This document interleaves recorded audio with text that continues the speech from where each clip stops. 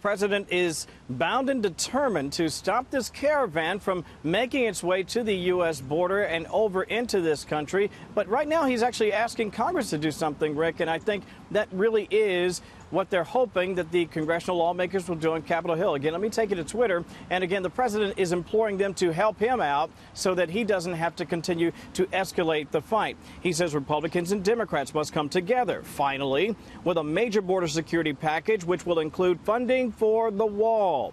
After 40 years of talk, it's finally time for action. Fix the border for once and for all now. The president, in fact, ratcheted up the intensity of this debate yesterday, saying yes, he would authorize the use of lethal force if necessary to stop the caravan. In fact, he confirmed that he's already done that. That caravan, by the way, numbers in the thousands.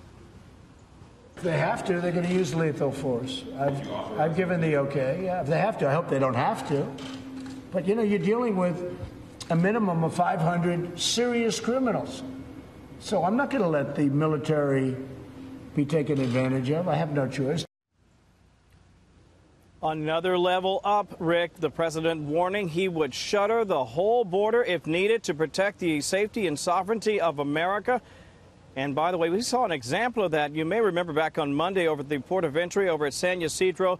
That was shut down for a few hours, causing major headaches for travelers in that area. Now, the White House has said repeatedly they want legal and, frankly, merit-based immigration in this country because we do need the labor. But they're also very clear to say that it has to be merit-based. It can't just be you show up at our border, ask for asylum, when really what you're asking for is a chance to work. Now, critics will argue that we shouldn't have a policy play out like this because we're, frankly, hurting the world's poor.